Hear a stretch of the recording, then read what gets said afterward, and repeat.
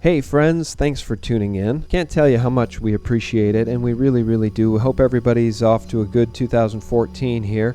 And I just want to take a moment to thank you for your time. I want to thank you for tuning in, visiting SGT Report and the Liberty Mill. It really means a lot to us because without you visiting, we'd stop doing what we're doing. And we really, really, truly do appreciate your support.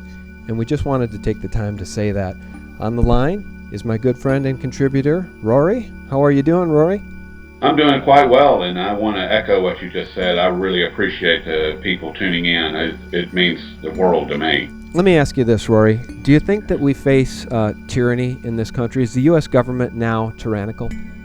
I think that it's gotten to the point where the tyranny is in your face, and you have to be completely blind.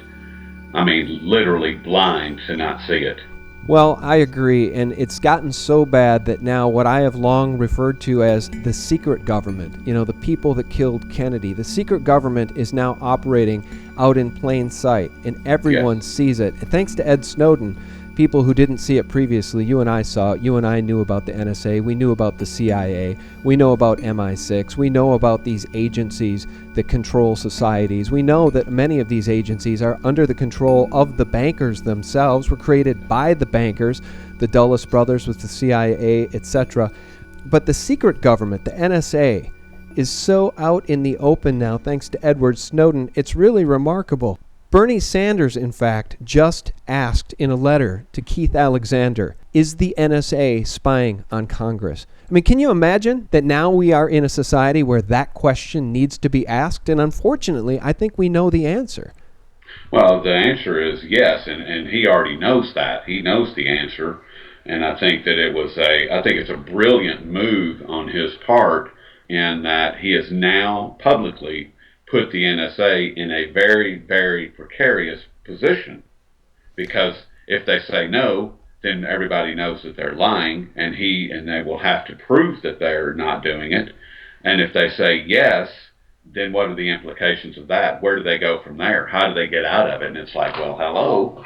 So I think it's great, and I love that he did that. Well, the NSA is already in a precarious position because on October 24th, 2013, the Department of Defense put up a video on their YouTube channel titled NSA Director General Alexander and Cybersecurity, which was an overt effort at spin. It was an overt effort to try to spin what's going on in the revelations that Edward Snowden has made, and this video has been greeted by over 20,000 thumbs down with only 400 thumbs up.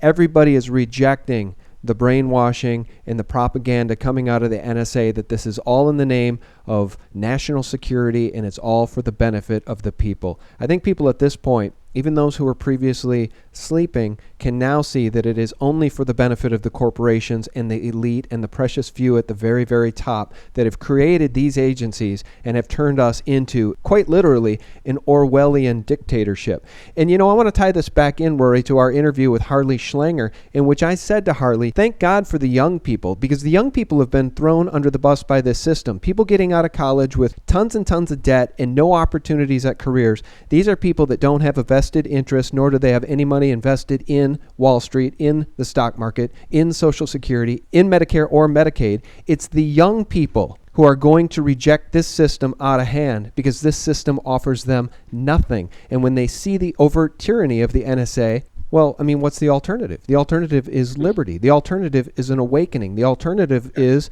something good. Something very good. And I don't think there's any better example of a young person taking action and making change that matters than Dan Johnson from PANDA. Now, Dan Johnson is a very young guy. I think he's 19 or 20. At least he was when he founded PandaUnite.org. And we have Dan Johnson on the line. Dan, how are you? I'm doing well. Thanks for having me on. Well, thanks so much for joining us. Dan, let me ask you this. How old are you now? I am 20. You're 20 years old. And how old were you when you founded PANDA? Founded PANDA in January 2012 at 18. Now, PANDA, guys, yeah, good for you, absolutely. And PANDA, for you guys that aren't fully aware, and I know many of you are, PANDA stands for People Against the NDAA, the National Defense Authorization Act. When did you become active in speaking out against the NDAA, and what year was it that they also buried in a provision for indefinite detention? It's kind of interesting, my foray into the downward spiral that is politics. But going into the NDAA specifically, I used to be, and I probably would have been the next John McCain. Um, I was a very big supporter of his when our parents walked out the door to vote in 2008. We shouted, "Use your brain, vote McCain." And over time, I kind of went from this really almost neocon background of the kill all the terrorists and anything for security and Patriot Act is good. And the thing that really shocked me was in Thanksgiving era, Black Friday-ish, 2011, the U.S. Senate was debating the 2012 NDAA. And Senator Carl Levin introduced sections 10.2.1 and 10.2.2 on the floor of the Senate.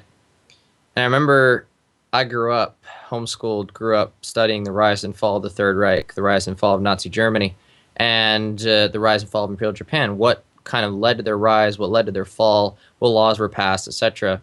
And someone in one of the videos I watched drew a line, a parallel, between Nazi Germany in 1933 and America 2011, and shocked me. So in 2011, 2012, the 2012 NDAA, or National Defense Authorization Act, they stuck these two sections in there. And 29 days after it was signed into law on New Year's Eve, we founded PANDA and began to fight it. Wow. Well, you and I share something similar to the degree that one of the things that really sparked my motivation to start making YouTube videos, and I included her in my very first and my second YouTube video, was Naomi Wolf, who wrote a book, Letters of Warning to a Young Patriot, in which she outlines exactly what you've described, the 10 steps to tyranny that all former democracies take before they become overt tyrannies. And back at that time, in about 2009, 2010, she had detailed and quantified the fact that we already at that point had taken 9 of those 10 steps.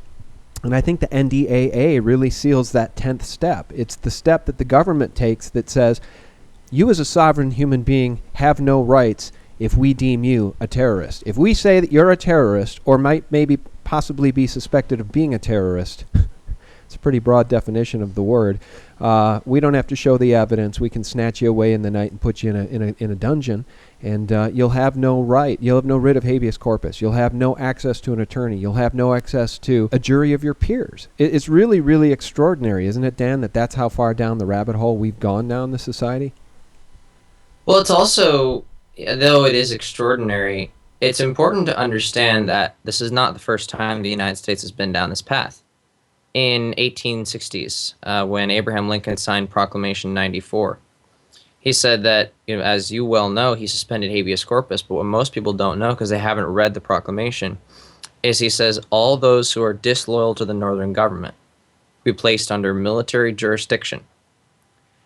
He detained and executed most of them, but detained around 15,000 northerners and placed them under military jurisdiction. It's the last time we had this authority, the first time we had this authority in U.S. soil. The time after that, 1942, Executive Order 9066. President Franklin Delano Roosevelt says, we're going to give the military jurisdiction over certain areas of the country. Says nothing about detention. He says nothing about imprisonment. Just says, we're going to give the military control over certain areas of the country. And what happened? We detained 120,000 Japanese Americans without charge. And when they brought to the Supreme Court and said, you can't do this, the Supreme Court wholeheartedly approved it. And now we have the 2012 NDAA, which again attempts to give military jurisdiction over certain areas of the country, over the whole country, really. Senator Lindsey Graham said the world is the battlefield, including the homeland. Well, the world's the battlefield, including the homeland. On a battlefield, if you are a soldier, international law, international warfare, you have certain things they cannot do to you. They cannot, for example, torture you. They cannot extrajudicially assassinate you. They cannot, all of these things are kind of set in stone, international warfare. But the reason the term belligerent act is in the NDAA, they didn't just pick that out of thin air. you are considered an unprivileged enemy belligerent. Now drop back a little bit. Let's take a look at the history of this category. The international laws of war were created at the Geneva Conventions. And at these conventions, they created two classes of people: combatants and non-combatants. Very simple. Combatants, you're in the military, you're actively carrying a weapon against another country or another entity. Non-combatants, you are a civilian or you're a corpsman, Red Cross, etc. in the military. And both these categories prohibit torture. Both these categories prohibit extrajudicial assassination. Well, what happened was in 2001, when we had the 9/11, the crime on U.S. soil, the Bush Justice Department decided those two combatants were not good enough. Those two combatant categories weren't good enough. So they created a new category out of thin air. They called it unlawful enemy combatants. And then they used this to torture the suspected 9/11 hijackers. Now in 2009, the Military Commissions Act redefines this to unprivileged enemy belligerent. As an unprivileged enemy belligerent, you have that many protections. 0 protections on U.S. soil against any type of constitutional invasion, any type of right to privacy. None of that. All of that, you are considered unbelligerent. They can do anything they want to you under the laws of war. NDAA is important to understand. The 2012 NDAA is not just indefinite detention. That is a key part of it. But it's rendition, it's sent to a foreign country, it's execution, it's torture, it's martial law over cities. This allows the military to take control over any person or a group of people. And the last 2 times we've done it in the United States, we've detained 15,000, then 120,000 of our own people. What happens this time? Well, it's really frightening because we know that the United States government has killed as many as 4 Americans in drone strikes in Afghanistan. The question is when did the roundups start here? Because I can't imagine a more Nazi-esque term. There isn't a more Nazi-esque term, I don't think, than homeland. You know, before I was even awake, when George Bush, after 9/11, did a national address and he announced the formation of the Department of Homeland Security and used the word homeland, at least I was educated enough, having gone to college and having read books in my life and history, to be very alarmed by this new formation of this quasi-police state apparatus known as the DHS, whose purpose was to protect the homeland, quote-unquote. It's terrifying. And then when you dig into 9/11 and you end up with a lot of questions about what really went on that day, you can only pray that men and women in this country who aren't awake would wake up to what happened on 9/11, because if all of this terrible draconian stuff grew out of 9/11, and then we have questions about what really happened on 9/11, God help us. I mean, this thing has all been done by design, and I think they're actively trying to enslave the American people. When it comes to 9/11, I think it's more important, rather than playing pet detective and trying to figure out who did what on 9/11, it's more important to look at the effects. Because if you look at the effects of the Boston bombing, for example, START, which is a research facility, essentially, commissioned by DHS to look at the effects of terrorism on the American people and look at what kind of terrorism. They define terrorists as liberty lovers, and they define terrorists as people who are suspicious of centralized federal government, things like that. So they have wonderful definitions for terrorists here in America. But they did a study on what did the Boston Marathon bombing do to the American psyche? Were Americans more likely to believe that terrorism was a threat? Were they more likely to believe the government could protect them? What was the effects of this terrorist attack, quote unquote, on the American psyche? And they found that Americans became more likely to report their neighbors. Americans became more likely to believe there could be another strong terrorist attack. Americans became less likely to trust the government that they could prevent them. But if we can reduce the effects of these quote-unquote terrorist attacks, they are crimes. If it's committed on U.S. soil, they're not sent by another nation. If they're acting independently, it is a crime.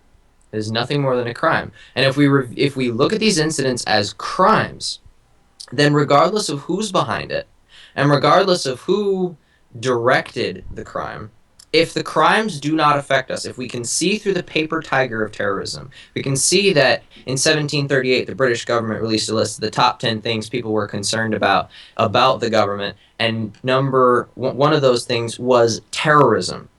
30 years later, the founding fathers were considered terrorists. If we can trace back this origin of the word terrorist all the way back to where it began, then we can easily see through the paper tiger of terrorism. All it does is it's used by governments to point at a person and say they're dangerous.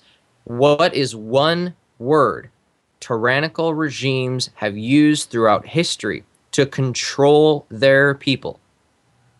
Fear. When they say we're protecting you from terror, when they say there's a war on terror, they are inherently admitting to you they are controlling you by fear.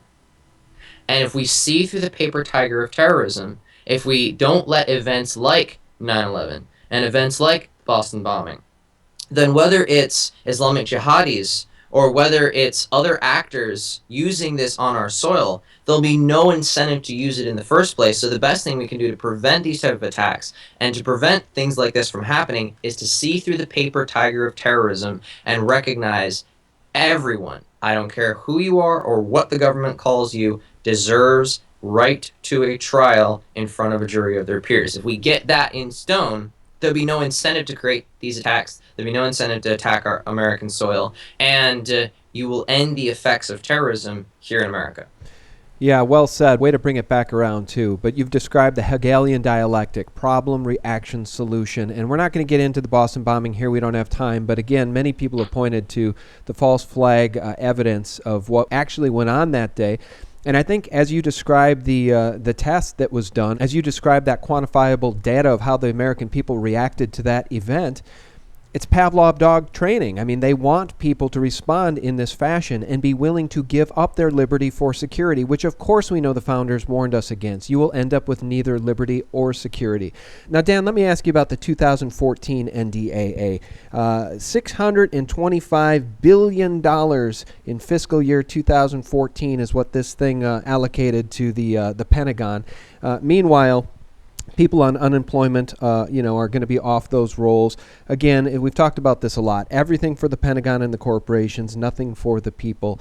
There's this article that appeared on the Daily Sheeple December 21st. Bigger, badder NDAA 2014 quietly passed the House and Senate, and it's on its way to Obama's desk, and he's since signed it, hasn't he? He has since signed it. He signed it the day after Christmas. Well, what is in it? Is there anything even more draconian that we should be afraid of? Anything you want to tell people about? Well, one thing, obviously, keep an eye on bills that pass through Congress, especially large bills. The NDAA, it's important to keep in mind, National Defense Authorization Act has been going on for 51 years. It's only recently that provisions started getting snuck into it, since 2007, provisions started getting snuck into it that chip away at the liberties and chip away at the rights of the people of this country. And 2014 NDAA does a little bit more of maintaining the status quo, a lot more than a few advances. But to the advances that it makes, there's an amendment in there, Section 1071.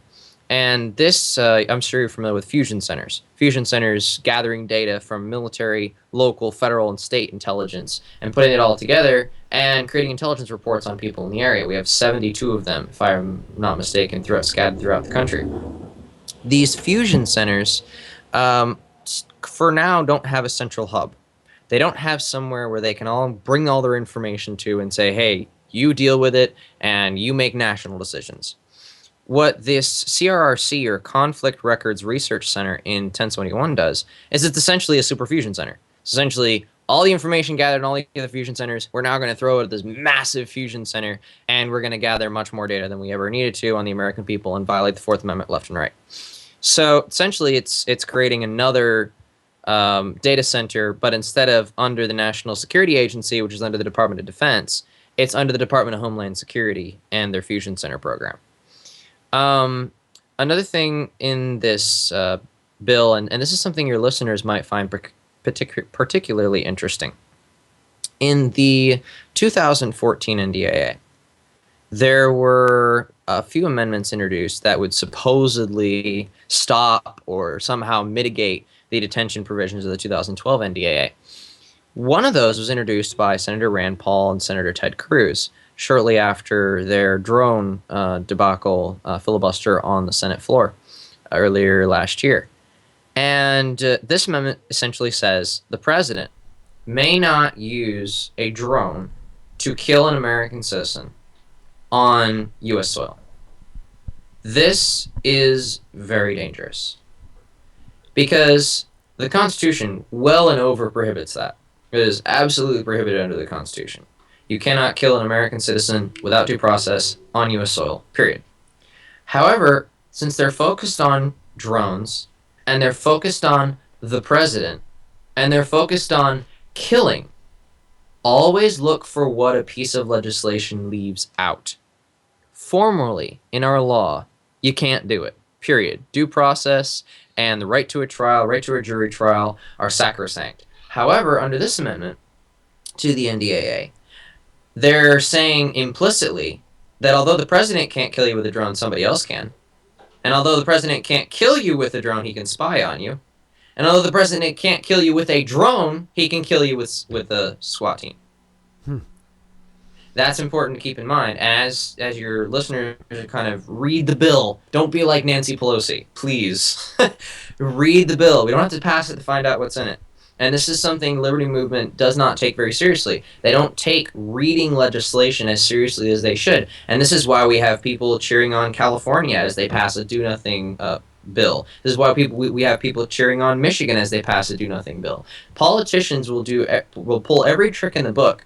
And it's easy if everyone out there would just read a bill before they share the article about the bill. Read it.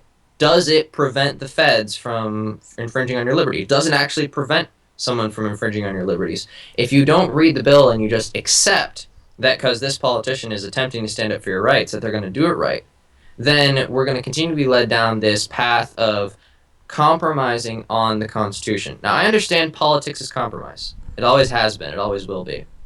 But politicians take an oath to the Constitution. There's no compromise on a marriage vow.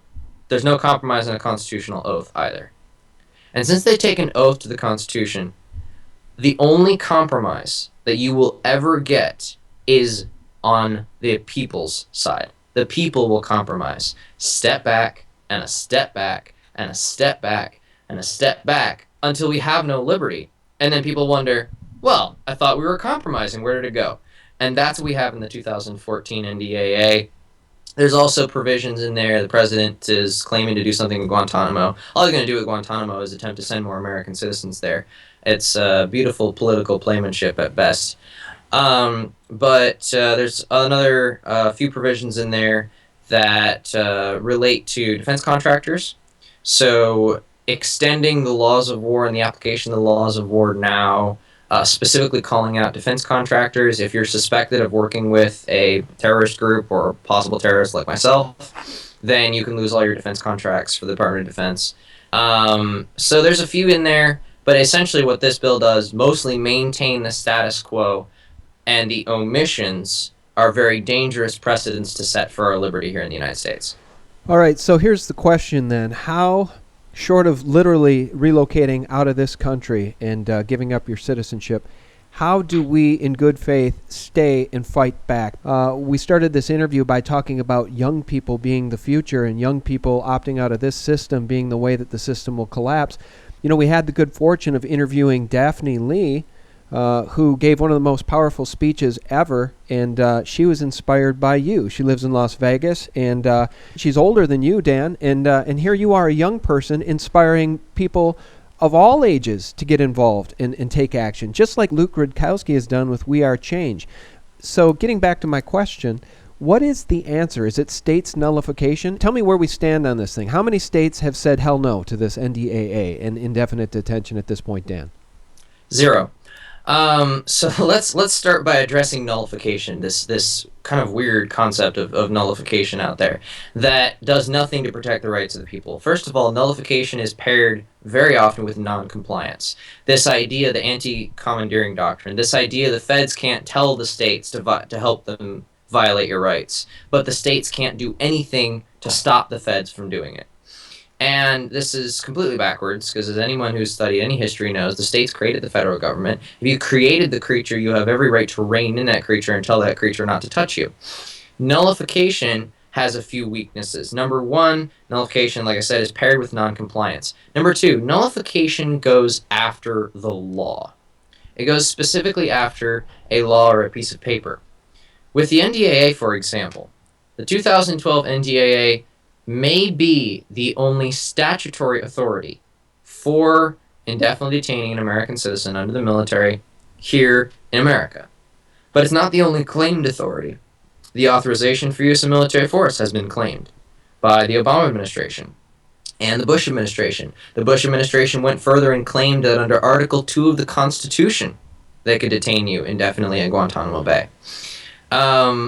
All of these claims have been made when we killed American citizens abroad in Yemen, up to 4, I believe you said. We killed American citizens abroad in Yemen.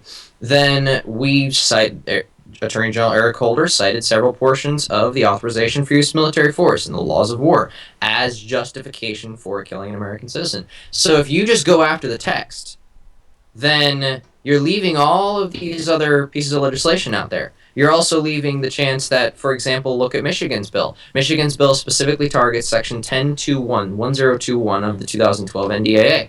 So what happens if I'm a senator and I introduce an amendment to the 2012 NDAA, or to amend the 2012 NDAA, so that that's now Section 1025?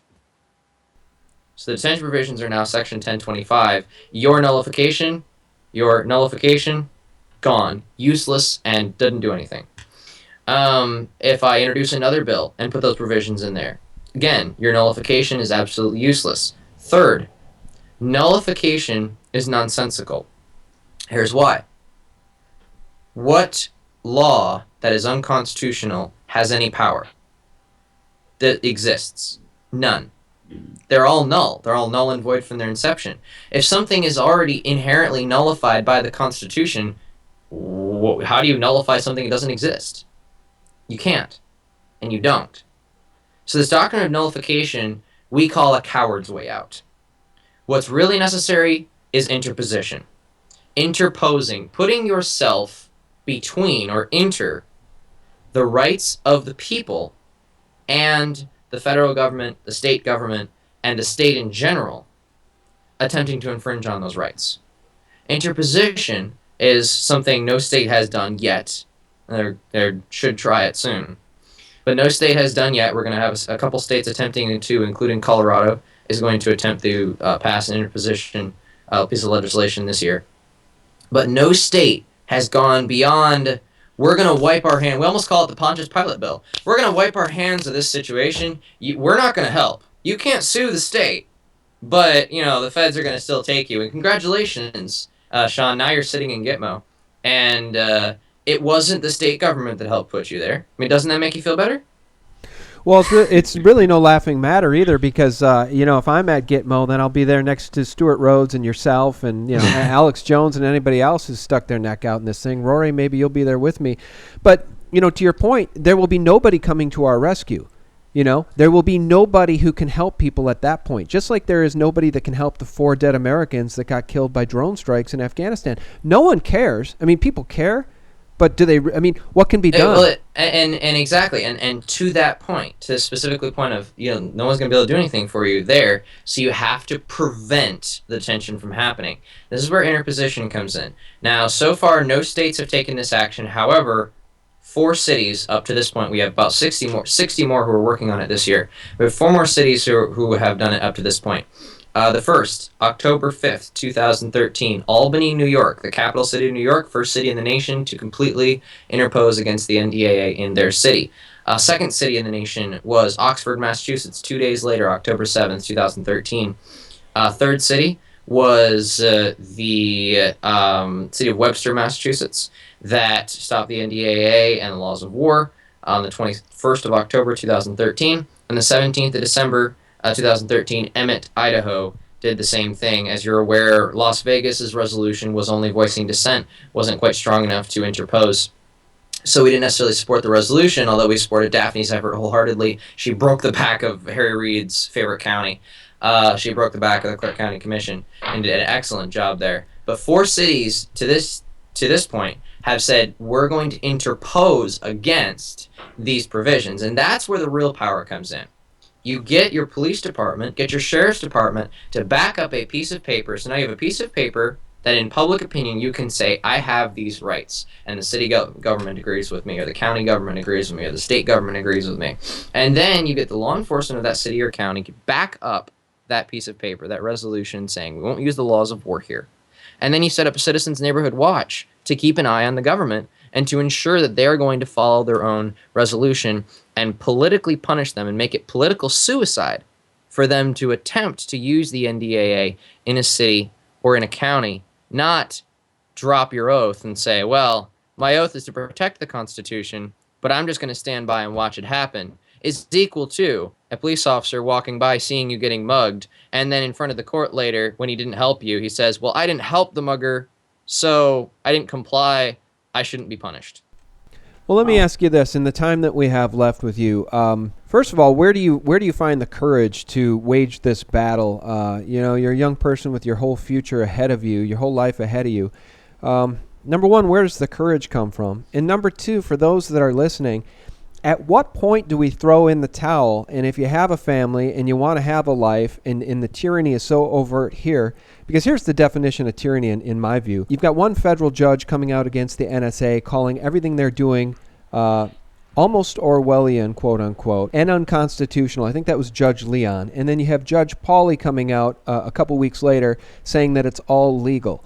So my definition of tyranny at this point is a tyrannical government that's going to say, we're going to do whatever we want to do, no matter what you people say, because we're no longer a government of, by, and for the people. So as it comes to this idea of cities intervening or states intervening, the feds will just come out in the middle of the night and snatch you anyway.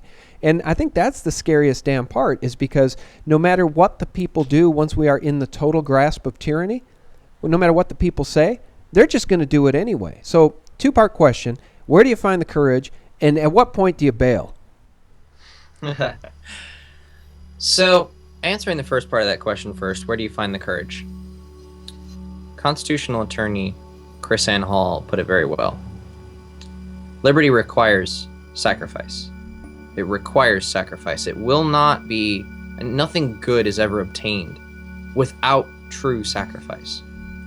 And if we do not sacrifice today, our children will pay for it with their blood. This has been proven throughout history over and over and over again. When we do not stand up, when we do not say enough, when we do not stand for our family, for our friends, for our fellow citizens, when a group of individuals does not stand for their inalienable rights, their children will try, and their children will pay for it with their blood. The next generation does not deserve that. Over 1.5 million people went to foreign countries, and whether or not you believe they were dying for your freedom, they believed they were dying for your freedom. 1.5 million people spilled American blood on foreign soil to continue keeping the freedoms we have here, or we had here at one point in America today. And you're spitting on the graves of every single one of those men and women. You're spitting on the graves of every soldier who fought in the Revolutionary War. You're spitting on the graves of every one of the founding fathers who tried to preserve liberty instead of tyranny. In those days, liberty was a new concept. It wasn't something that was brought about in many societies. Tyranny is ancient. Liberty is a new. The idea that people, not just kings and queens, people have inalienable rights was a new concept when we drafted the Declaration of Independence. It was a new concept when Thomas Paine was writing about the natural rights of man. And you're spitting on the graves of every single one of those people. And as one of our founding fathers once famously said, if there be trouble, let it be in my day, so that my children can live in peace. This is not a world I currently want to bring a child into. It's not a world they deserve to live in, and it's not a world that they did anything to end up in. And therefore, it's my duty as an American, it's my duty as a person, to stop these atrocities from happening and to do everything I can to say enough. I was in Oregon speaking at they're doing a presentation out in Coos County. And a young lady went up there. Her name was Mary Jedry. Ran a local progressive newspaper. She came up. She talked about her son was a Iraqi soldier, and he came back with a Purple Heart, blew off his legs permanently, injured him for life. And she recited, and she looked at the poem of the tune of the Unknown Soldier. If the unknown soldier came back today, would he ask why? Would he ask, why did I die? Would he ask, why did I fight? Would he ask, why did I go over there? If the unknown soldier came back today, would he ask why? I think today he would. And that's why I get up every day. And that's why I fight this day after day, day in, day out, 16, 18 hours a day. That's why I do this. Our next generation didn't deserve it, and our soldiers didn't fight for it. As to your second question, when do we bail? I think you answered it. I think we don't bail. Exactly. And then let me expand on that for a second. The United States, even as dangerously tyrannical as we're becoming, we're not there yet. I have a friend in China who they radically censor the internet there. She showed up at a meeting for a local group, and she was interrogated for 5 hours by the Chinese police. They called up right away. They shut off her communications. They shut off her internet. We don't have that in America yet. We're getting there. We don't have that yet. We're not as tyrannical as other countries around the world. We're heading headlong toward that. But currently, even as we've lost a lot of our liberties here in this country, we're still much more free than most countries around the world. And since we're that much more free, we're looked as the bastion of freedom. If America falls, the plan throughout superheroes has all been, oh, somebody's going to take over the world. You think that was just in comic books? No. Kings, princes, queens, they all wanted to take over as much of the world as they possibly could. The Spanish didn't fund Christopher Columbus's expedition to the United States because they wanted to see pretty paintings. They were ruling the world. That's what they're trying to do here in America. It's very obvious. Is trying to rule the world. And that where the United Nations gets headquartered in New York or Brussels. They're trying to rule the world. And if the United States falls, the world loses. That's it. If we fall, that's why there's so much pressure directed at this country. That's why they've infiltrated Hollywood. That's why they've infiltrated the school system. That's why they've infiltrated every area of this country, because they want the United States to fall. If we don't fall, that is the end of plans for world domination or world governance. If we fall, that brings no other country can withstand the U.S. military. And if the U.S. military is in the hands of a world government, no country will be able to withstand world government. You guys, you've been listening to Dan Johnson, who is definitely one of the most impassioned and articulate young people that I could possibly interview. And in the tradition of Mario Savio, a political activist and the famous leader of the free speech movement at Berkeley in the 1960s, I want to end with this quote from him, which reminds me very much of what Dan said just moments ago in this interview. And I quote Mario, "There's a time when the operation of the machine becomes so odious, makes you so sick at heart that you can't take part. You can't even passively take part. And you've got to put your bodies upon the gears and upon the wheels, upon the levers, upon all the apparatus, and you've got to make it stop. And you've got to indicate to the people who run it, to the people who own it, that unless you're free, the machine will be prevented from working at all." And that's what we need to do. We need to stand up, one and all, and throw our bodies and our minds and our souls against this evil system which is hell-bent on enslaving humanity. And Dan, you're a real inspiration. I really do admire what you've done, and I admire what you continue to do, and I know that everybody listening to this probably feels exactly the same way. Now, in the final minutes we have, can you tell people how they can take part and become a part of your organization and actively make a difference in this country while there's still time? I might surprise you here again. Organizations will not save this country. Organizations will not stop tyranny. Individuals getting together will stop tyranny. We are a small, very, very small now organization. We completely decentralized all of our branches. We're very, very small now, about 25 people, expertise in different areas, research, leadership, etc. However, what we've done is we've created a packet, and we've created a support structure and a support network where anyone who wants to fight the NDAA in their area can pick up this packet, grab the support structure, and they have everything they need to take up the flag and stop the NDAA in their area. They can go to pandaunite.org/takeback. That's pandaunite.org/takeback and join over 1,000 people across the country who are doing the exact same thing and taking back their town as individuals, fighting for liberty in their city, and we do our best to support you.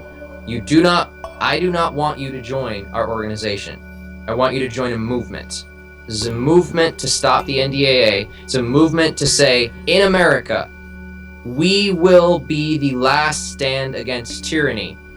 And if you want to take this country, you're going to have to try a heck of a lot harder than you're doing now. pandaunite.org/takeback, pandaunite.org/takeback. Rory, I'll give you the last word. Well, the only thing that I can add to what you just said, Dan, and be perfectly honest, it shook me right to the core, and I greatly appreciate it, is somebody recently said that when George Bush famously said that they hate us for our freedom, he was partly right. And it's not other nations that hate us for our freedom. It's the people that want to control us that hate us for having freedoms, and they're doing everything that they can to take what we have left. And I greatly appreciate what you're doing, and I can assure you that I will be getting one of the take back packets, because that was one of the questions that I wanted to ask is that what can I do here at Ground Zero? And I'm really appreciative of what you guys are doing and what you have done. And I don't know what to say except thank you, and thank you for being on here today. Thank you, Dan. We really do appreciate your time. Thank you so much for having me on.